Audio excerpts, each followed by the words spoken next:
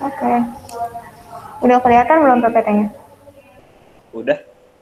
Oke.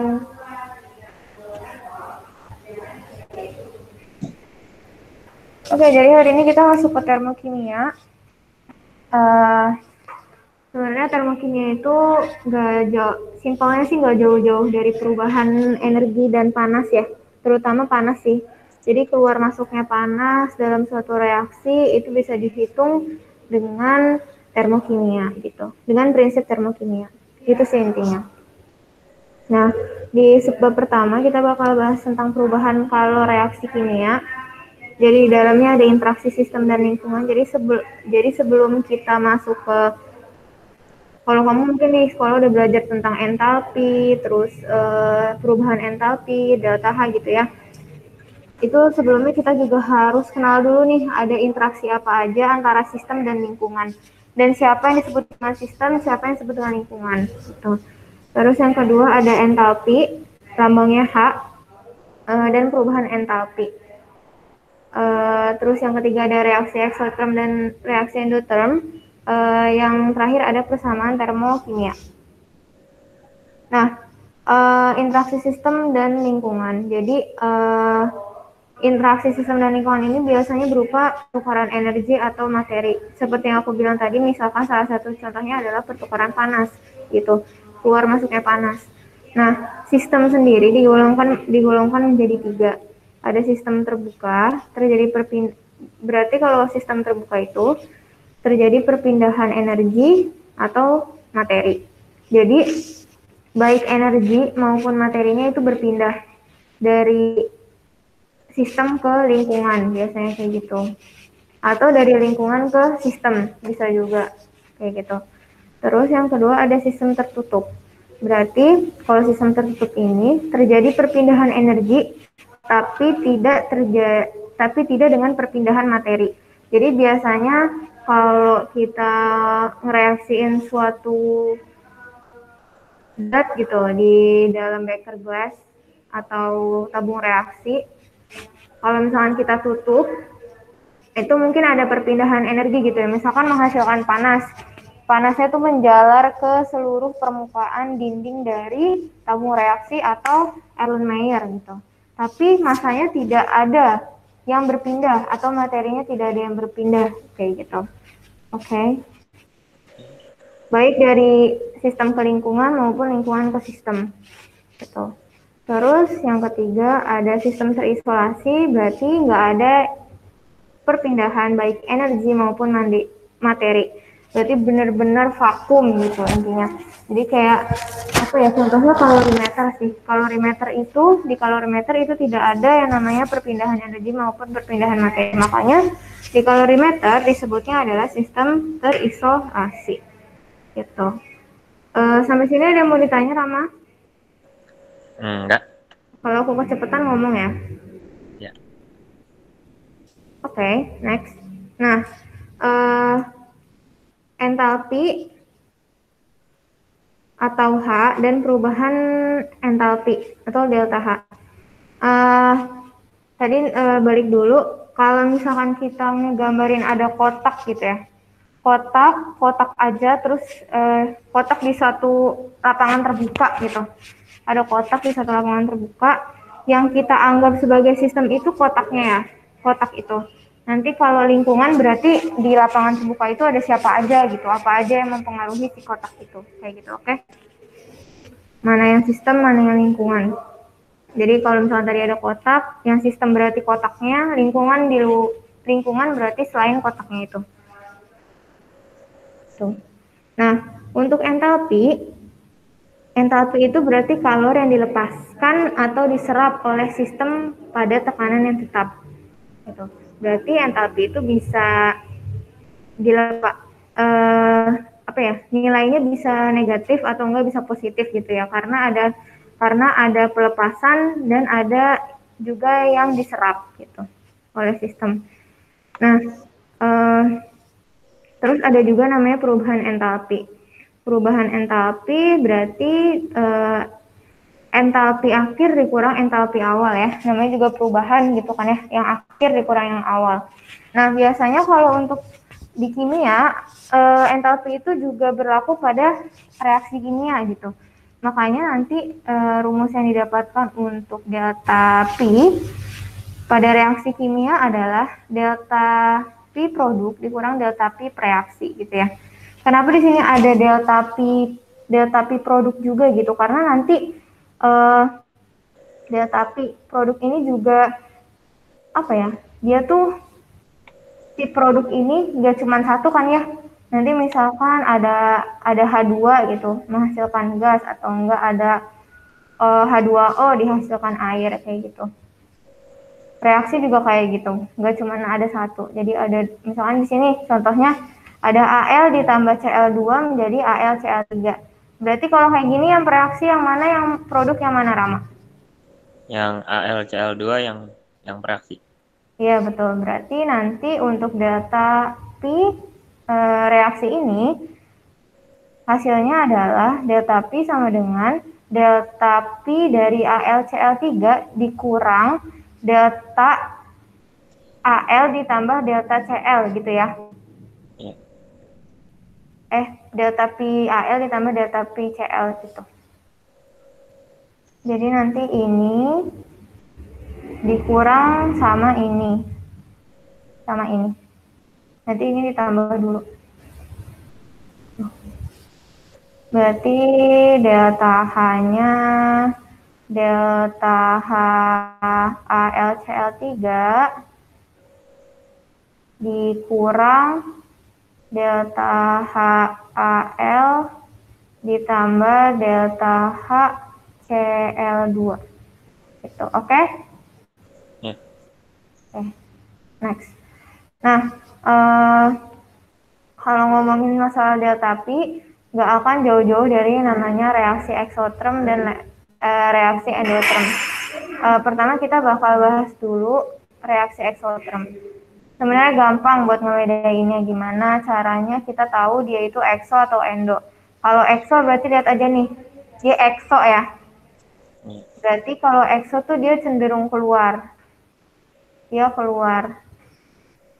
Berarti panasnya dari sistem akan ke luar ke lingkungan gitu. Makanya dia namanya eksoterm. Nah, reaksi eksoterm ini terjadi apabila nilai entalpi reaksi lebih besar daripada nilai entalpi produk.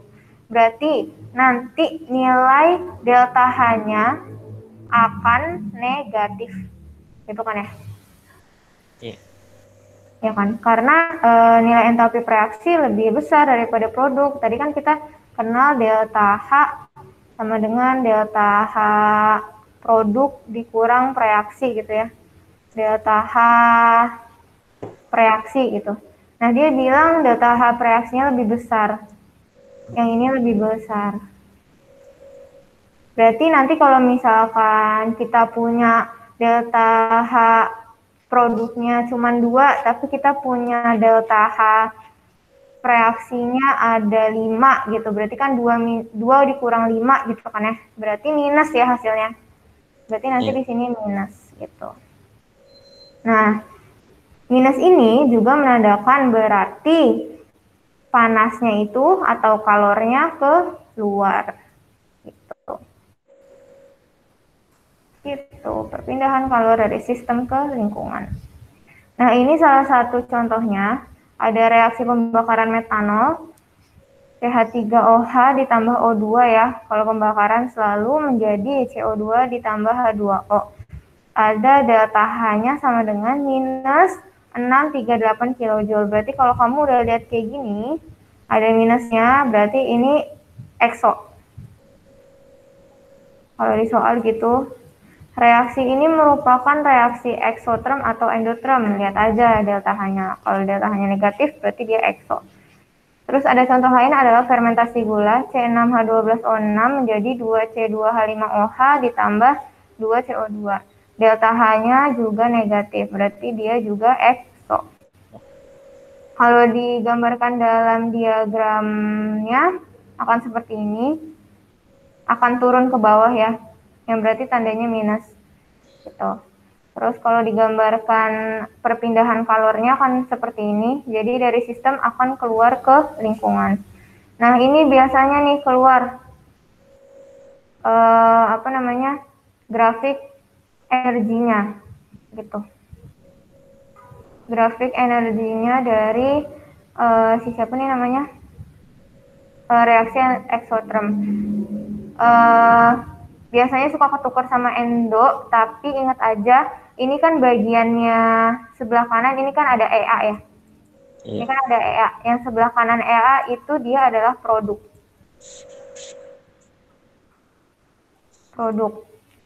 Nah, yang sebelah kiri adalah reaksi kan ya.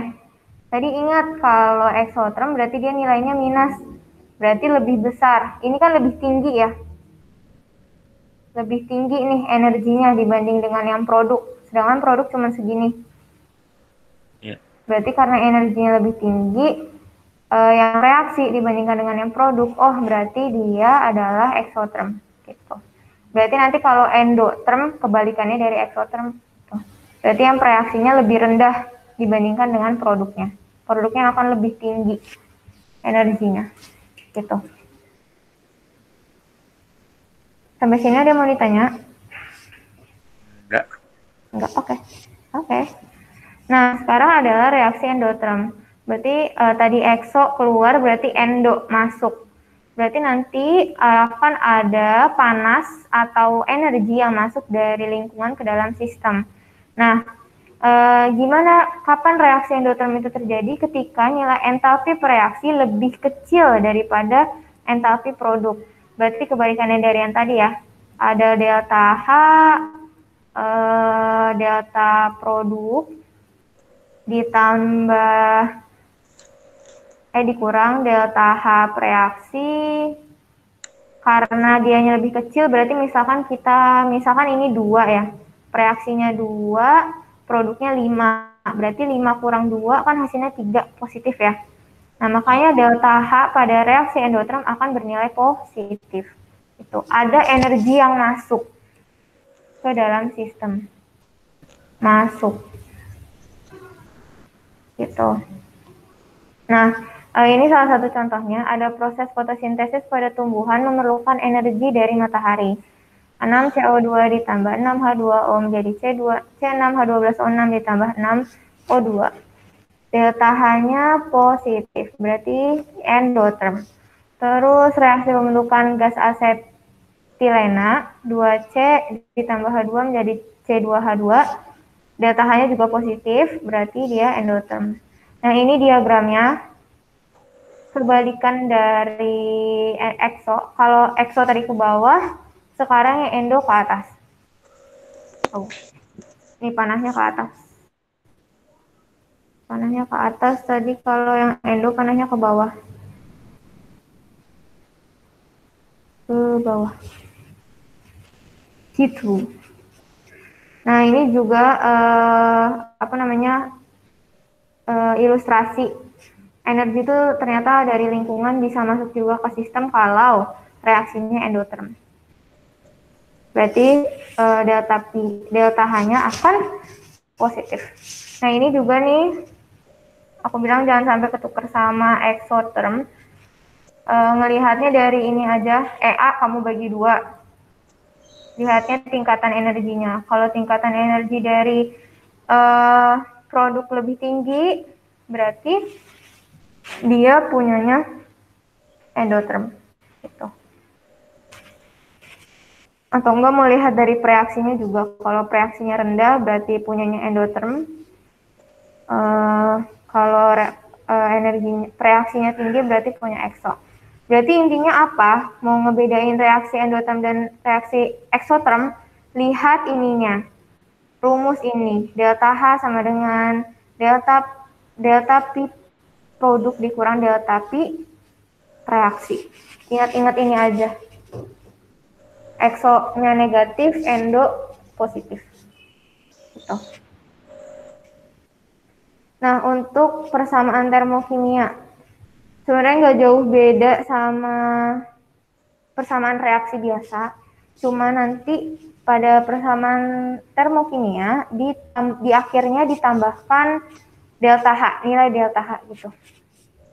Makanya di sini dibilang persamaan reaksi kimia yang penulisannya disertai dengan perubahan entalpi reaksinya. Nah, delta H akan bergantung pada perbandingan koefisien reaksinya. Jadi misalkan ketika mau ngebentuk air, 2 molekul air, 2H2O berarti. Membentuk 2H2O dibutuhkan pembentukan berarti minus 10 gitu. Misalkan minus 10 delta P-nya. Tapi ketika untuk kita membentuk satu molekul air, 1H2O, berarti tinggal dibagi aja kan ya. Yang tadinya minus 10 dibagi 2 jadi minus 5 gitu. Gampang sebenarnya. Maksud dari perbandingan koefisiennya. Tuh. Nah, ini ada aturan persamaan penulisan persamaan termokimia. Jadi yang pertama ya harus menyertakan perubahan entalpinya.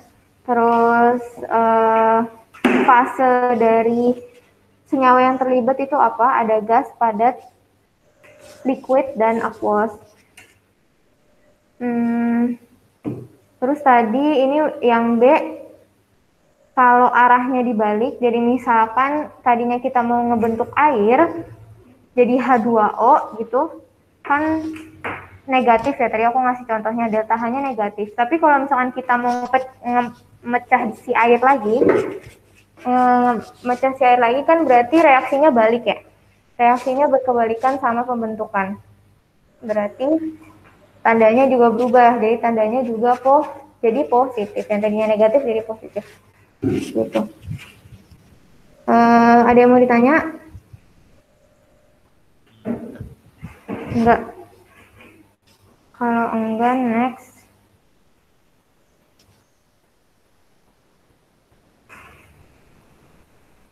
Nah, ini seperti yang aku bilang ya, cek kalau di sini misalkan tadi contohnya karbon ditambah O2 menjadi CO2, delta H-nya itu minus 393,5 kilojoule. Tapi kalau misalkan kita jadiin setengah tuh gimana nih? Jadi setengah karbon ditambah setengah O2 menjadi setengah CO2 gitu. Berarti si delta H yang di atas ini, yang awal tinggal dibagi 2 aja. Gitu. Oke. Berarti kalau misalkan kita mau bikin jadi 2 gitu, 2C ditambah 2O2 menjadi 2CO2. Berarti nanti minus 393,5 tinggal dikali 2. Gitu ya. Oke. Next. Nah, kita juga harus kenalan nih sama yang namanya perubahan entalpi standar atau delta H0 di atasnya. Ada 3, ada pembentukan standar, ada pembakaran sama penguraian. Ini intinya ini aja, pembentukan, pembakaran, penguraian. Berarti kalau pembentukan lambangnya delta H0F dari kata formation.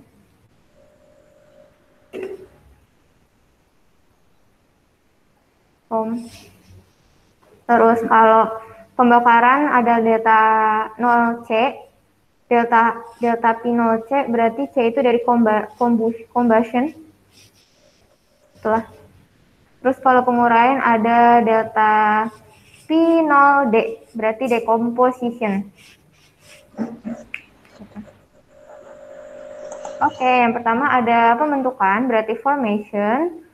Kalau pembentukan biasanya negatif ininya, biasanya. Gitu. Gimana sih maksudnya pembentukan? Berarti kan di sini misalkan ada setengah N2 ditambah 3/2 H2, kalau digabungin gitu jadinya apa? Jadinya NH3. Ini namanya pembentukan. Berarti pembentukan NH3. Tuh. Nanti kelihatan kok bedanya sama decomposition. Pokoknya kalau pembentukan tuh ya ini A ditambah B jadinya suatu produk gitu. Nanti kalau pemecahan berarti produknya nanti dipecah jadi A jadi A sama B gitu. Oke? Terus kalau yang pembakaran berarti pembakaran gak jauh-jauh dari yang namanya direaksiin sama O2 dan hasilnya biasanya air atau CO dan H2 CO2 dan apa? Ya, air. Nah, ini ada contohnya juga Mg ditambah setengah O2 jadi MgO. Ini juga merupakan reaksi pembakaran karena ada oksigen yang bereaksi di sini. Tuh. Delta H-nya biasanya negatif. Berarti dia eksoterm. Gitu. Nah, terus kalau penguraian, nah ini kelihatan kan ya bedanya dari satu kesatuan dipecah jadi dua gitu. Contohnya adalah NaCl akan dipecah menjadi Na ditambah Cl setengah. Nah, biasanya kalau delta pembentukan itu, kalau pembentukan tadi nilainya negatif, kalau penguraian biasanya positif. Tuh. Kalau positif berarti kan dia ada energi yang masuk ya. Masuk akal dong ketika kita pengen memecah suatu, pengen mutus ikatan, berarti kita harus nambahin panas atau enggak cahaya atau enggak energi gitu.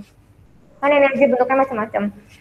Kita mau nambahin panas boleh, mau nambahin dikasih cahaya boleh, pokoknya gimana caranya biar kita mutusin tuh ikatan antara Na dan Cl kayak gitu. Makanya nanti kenapa delta H-nya di sini positif karena dia butuh energi buat mecah ikatan itu. Itu. Oke, ada yang mau ditanya terkait delta F, delta apa lagi tadi tuh? C sama delta D. Enggak. Oke. Nah, ini ada yang terakhir. Ya Allah, cepet banget aku nge-rap deh kayaknya. Aku nge-rap nggak sih? Enggak sih. Oke. Yang terakhir ada penentuan perubahan entalpi reaksi delta H. Jadi banyak banget caranya gimana kita mau ngitung si delta H. Ada dengan kalorimeter, berarti ini gampang ya kita pakai alat gitu. Kalau pakai alat biasanya langsung keluar nilainya. Ada sih yang langsung nilainya langsung keluar, ada yang ngitung dulu ada. Berarti kan itu konvensional sama modern aja ya, tergantung alatnya. Terus berdasarkan delta HF ada juga.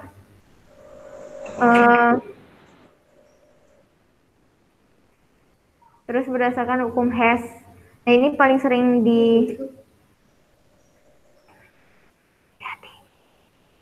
berdasarkan hukum Hess ini biasanya juga sering keluar nih hukum Hess. Terus berdasarkan energi ikatan juga sering keluar. Jadi dua sih ini. Hukum Hess dan energi ikatan. Terus sama pembakaran bahan bakar. Nah, yang pertama untuk penentuan delta H dengan kalorimeter. Kalorimeter itu alat untuk mengukur perubahan kalor dalam suatu reaksi kimia.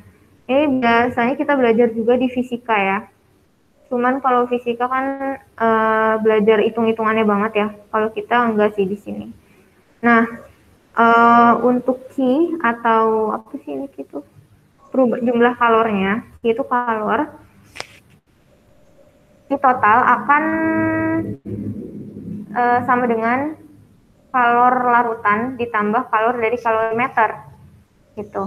Nah, kalor larutan biasanya kita pakai rumusnya ini ya, macet MC delta T, sedangkan untuk kalorimeternya C kali delta T. Mungkin kalau nanti di fisika akan diperhitungkan kalorimeter, tapi kalau di kimia kita nggak akan mengabaikan nilai kalor dari kalorimeter. Kayak gitu, berarti kita abaikan saja ini semua. Coret. Kita cuman pakai kalor dari larutan, yaitu MC delta T. Nah, karena Q kalorimeternya dihapus, dihilangkan, berarti Q total akan sama dengan Q larutan ya. Berarti Q total di sini sama dengan Q larutan, berarti MC delta T juga gitu. Nah, sementara itu kalor untuk tiap mol zat adalah Delta H sama dengan minus Q per mol. Q-nya dari sini, Q total, berarti MC delta T nanti di atas per mol. Gitu. Nah, satuannya jangan sampai salah. Untuk delta H kilojoule, untuk kalor juga kilojoule, untuk massa gram, bukan kilogram ya. Kalau fisika emang mungkin mainnya kilogram, tapi kalau kimia biasanya lebih banyak pakai gram sih. Karena kan ngereaksiin suatu hal, kalau suatu senyawa sampai kilogram berat juga ya, gede. Nah, biasanya pakai gram biasanya. Terus C-nya itu kalori jenis, biasanya diketahuin. Delta T-nya biasanya juga diketahuin, terus kapasitas kalornya juga diketahuin. Itu. Nah, yang ini ada yang mau ditanya, Rehan. Rehan Rama, astaga. Rehan mau kelas 8. Oke. Terus penentuan berdasarkan data delta HF. Gak jauh-jauh kalau maininnya delta I, mau itu delta apapun, pasti produk kurang reaksi. Udah, intinya itu aja. Semua data nanti dikasih. Kecuali kalau nanti kamu disuruh ngitung ini ya, ngitung apa sih namanya, salah delta HF salah satu produk gitu, itu beda lagi. Tapi biasanya kalau misalkan disuruh ngitung salah satu produk, itu kan produknya ada C sama D gitu, misalkan disuruh cari yang C, berarti nanti biasanya diketahuin delta H-nya tuh. Nah, ini perlu diketahui juga, biasanya kalau unsur yang bebas kayak gini, kayak H2, O2, N2, Cl2 itu biasanya 0. Ya. Ini unsur-unsur bebas tuh 0 biasanya. Tapi ini juga nih ada, nggak ada deh. Kayak gitu. Ada yang mau ditanya? Oke. Nah, ini penentuan delta H berdasarkan hukum Hess. Emang biasanya apa ya namanya, reaksi kimia tuh lebih banyak yang one direction gitu, lebih banyak yang one direction, tapi banyak juga yang step by step sebenarnya gitu. Ada juga yang harus pakai intermediate di tengahnya untuk jadi suatu senyawa gitu. Nah, makanya seorang ilmuwan yang bernama German Henry Hess itu mengatakan bahwa perubahan entalpi keseluruhan reaksi adalah perubahan entalpi dari setiap reaksinya. Jadi misalkan kita punya suatu senyawa di ujung gitu, tapi prosesnya itu misalkan melewati 2 tahap, berarti entalpi tahap 1 harus ditambah dengan entalpi kedua untuk jadi delta entalpi si produk gitu. Makanya di mana namanya, di PPT aku kasih gambarnya, contohnya kayak gini. Untuk jadi CO2 sebenarnya bisa langsung, tapi ada juga yang harus ada tahapnya. Nah, makanya kita jumlahin semua nih gitu.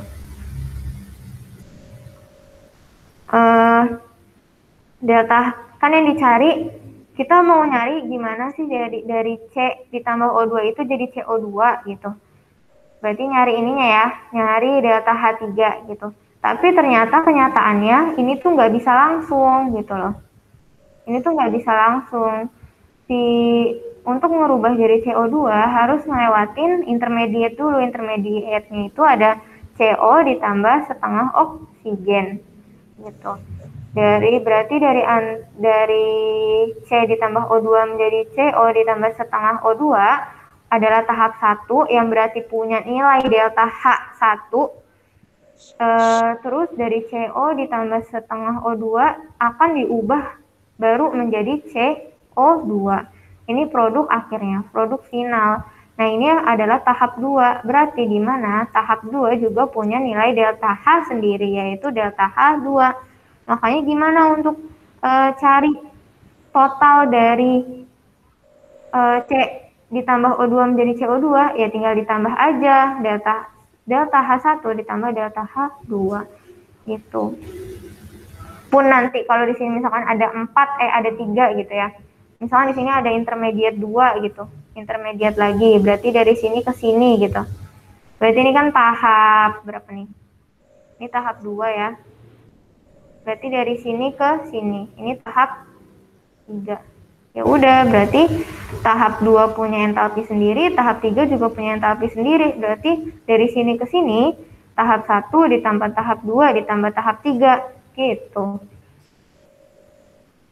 Sampai sini ada yang mau ditanya, Rama? Enggak. Enggak? Oke. Next. Nah, ini penentuan perubahan entalpi tersebut sesuai dengan hukum Hess yang menyatakan hal berikut.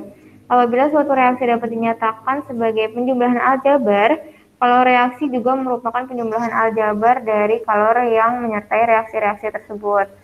Terus kalau reaksi yang dilepaskan atau diserap tidak bergantung jalannya reaksi sehingga bergantung pada kondisi zat-zat yang bereaksi dengan zat hasil reaksi. Jadi singkatnya, hukum Hess itu dinyatakan sebagai delta H sama dengan delta H1 ditambah delta H2 ditambah delta lainnya, tergantung seberapa banyak tahap yang terlibat dalam suatu reaksi. Gitu. Nah, penentuan delta H berdasarkan energi ikatan. Energi ikatan adalah energi yang diperlukan untuk memutuskan ikatan dalam suatu memutuskan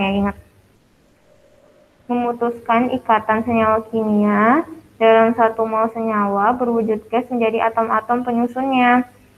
Nah, yang pertama adalah energi atomisasi. Biasanya energi atomisasi itu dibutuhkan untuk memutuskan seluruh ikatan kovalen dalam 1 mol molekul atomnya dalam fase gas. Berarti biasanya ini gas ya. Gitu. Misalkan atomisasi atom H2 gitu. Berarti delta H-nya adalah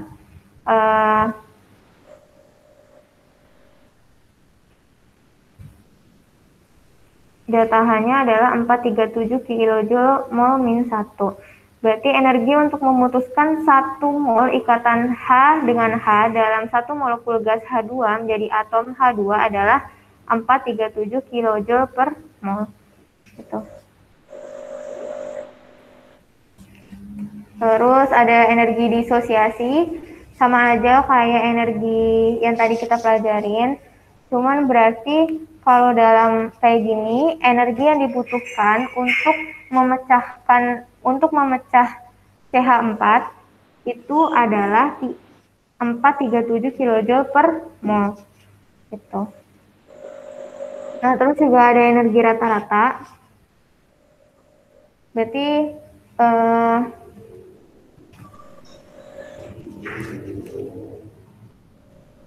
nilai rata-rata dari energi disosiasi disebut dengan energi rata-rata. Gitu.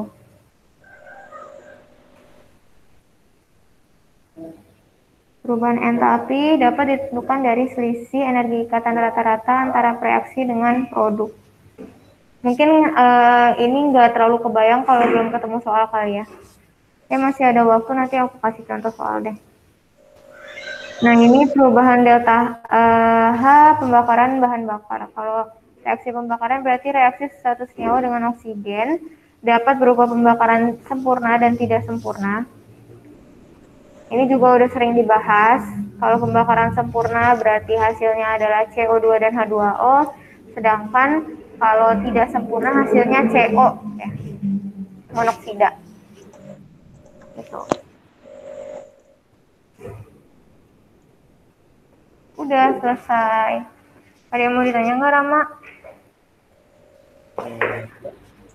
Enggak, oke, bentar ya. Aku bakal masukin contoh soalnya biar kita bisa bahas bareng-bareng.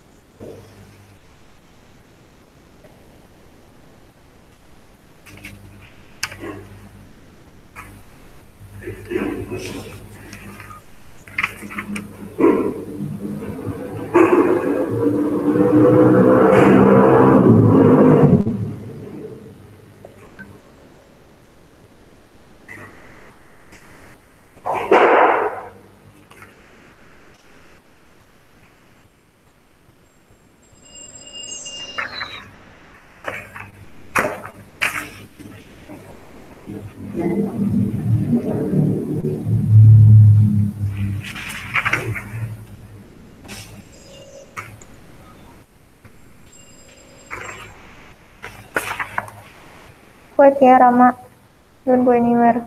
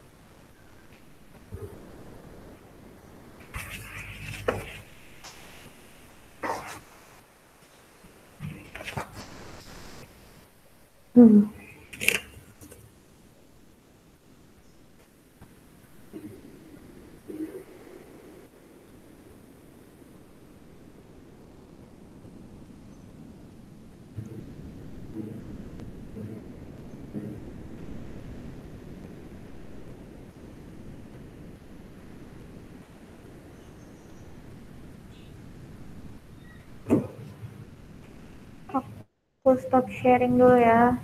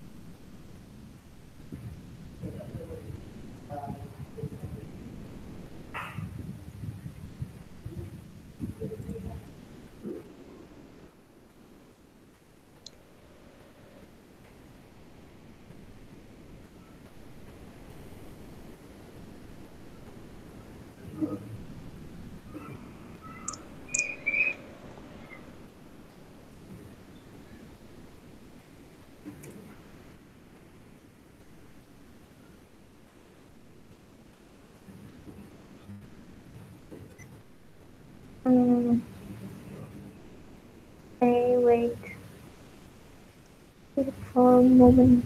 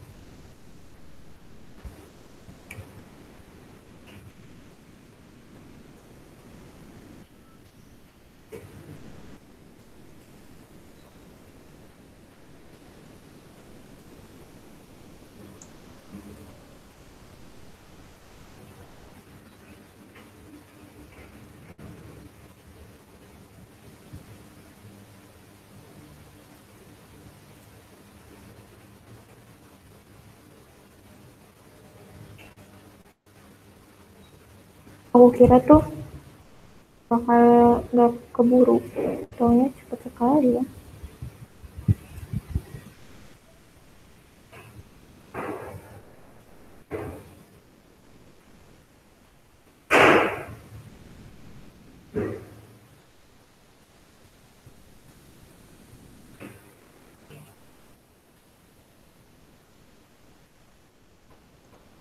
The last one.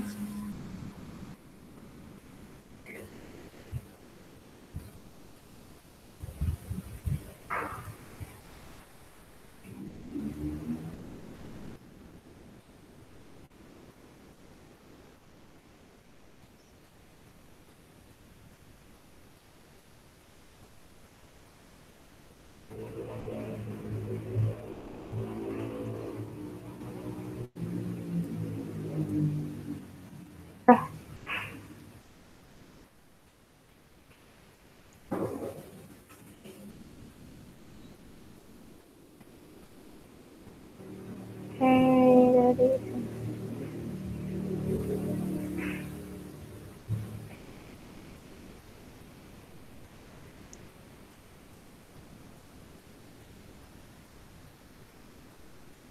udah kelihatan lagi kan ya PPT-nya. Iya. Nah, misalkan untuk yang pertama, berdasarkan diagram tersebut, berapakah energi yang diperlukan untuk reaksi setengah H2O jadi setengah H2 ditambah seperempat O2. Jangan keliru, pertama kali kita harus lihat dulu diagramnya. Diagramnya itu kan dari H2 ditambah O2 menjadi 2H. Ya Allah. 2H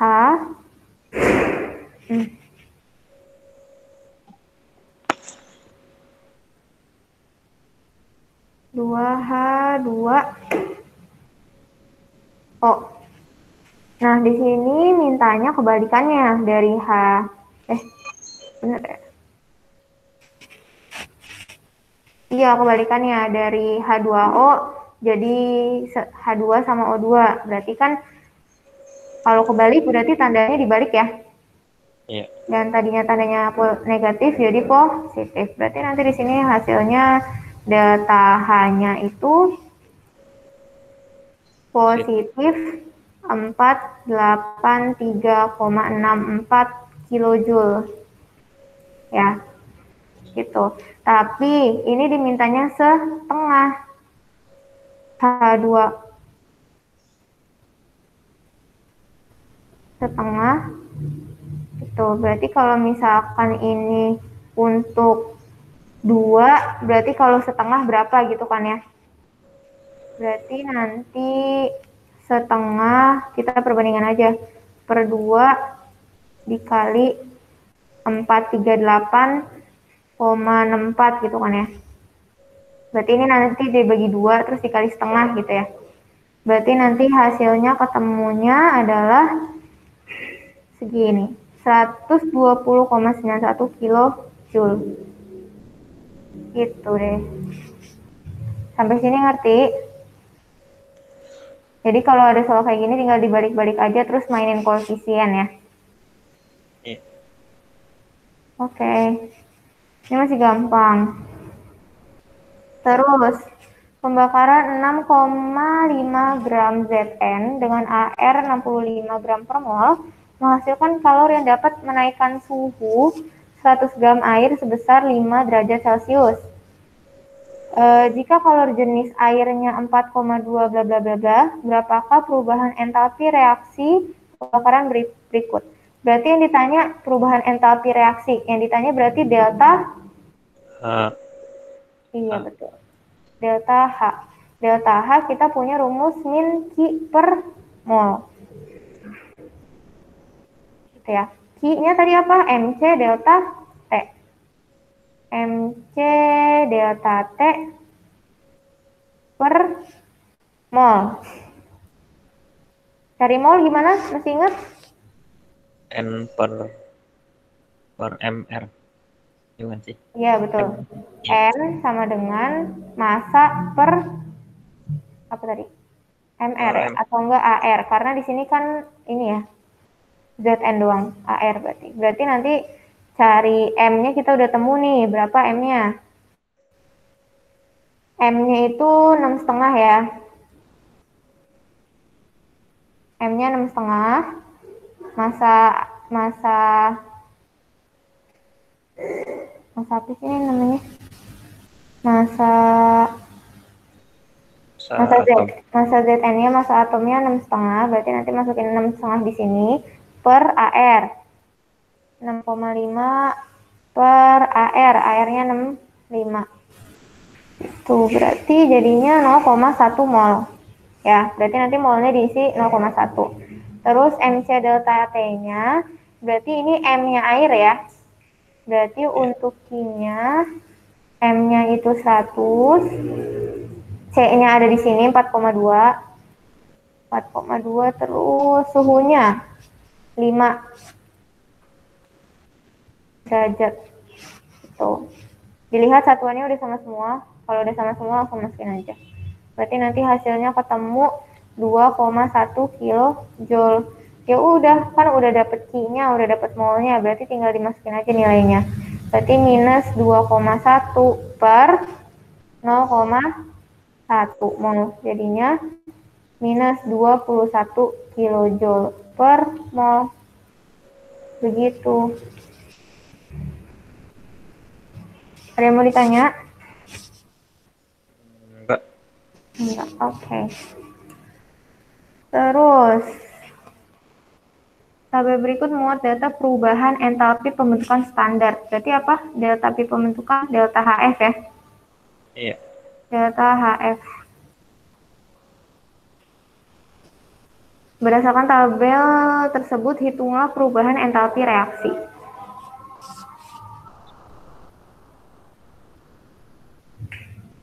Oke. Di sini cuma dikasih CO dan H2O. Tapi kita di apa namanya? Di reaksinya kita punya C, H2O, CO dan H2. Tadi aku sempat bilang ya pas jelasin materi kalau suhu bebas, kalau atom bebas yang C doang atau H2, N2, O2 gitu, dia biasanya 0 ya. Ini 0. Iya. Ini 0 gitu. Berarti it's okay kalau pas di tabel cuman dikasih CO sama H2O doang gitu. Karena emang ini 0. Tuh. Terus berarti gampang ya kalau delta H kayak gini berarti tinggal delta H dari produk dikurang apa? Kurang sama reaktan. Reaksi. Iya, reaktan atau reaksi itu oke. Reaktan. Gitu. Nah, berarti pereaktannya yang C sama H2O, CO, yang produknya CO sama H2. Tuh. Berarti delta H-nya tinggal masukin aja ya. Berarti 0 ditambah H2O minus 242 dikurang minus 1110,5 ditambah 0. Penjumlahan biasa kan? Aku kebalik ya. Sorry, maaf. Produk dulu ya. Produk dulu berarti tadi harusnya minus 110,5 dikurang 0 dikurang dikurang C-nya 0 ditambah minus 242. Udah deh, tinggal ditambah-tambahin biasa aja. Tambah-tambahin biasa, hasilnya ketemunya plus 131,5 kJ per mol. Jadi persamaan termokimianya C ditambah H2O menjadi CO ditambah H2. Delta H-nya sama dengan plus positif 131,5 kJ per mol. Oke gitu. Ada yang mau ditanya? Enggak. Enggak. Oke.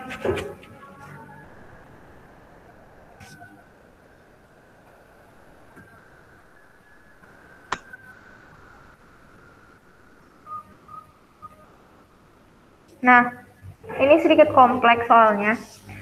Ada 2NO, apa ini?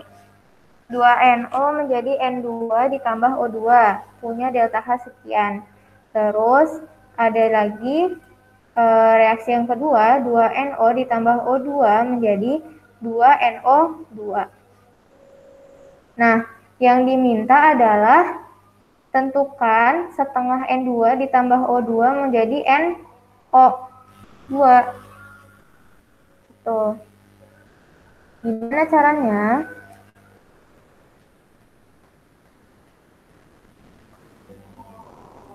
Eliminasi. Iya, betul. Pakai eliminasi gitu. Tapi di sini dimintanya ada N setengah ya, N2-nya setengah. Ya kan? Iya. Di sini N2-nya setengah, berarti nanti delta H yang pertama bagi 2 dulu ya, karena mintanya setengah kan. Ini kan 1. Tuh, dibagi 2 dulu.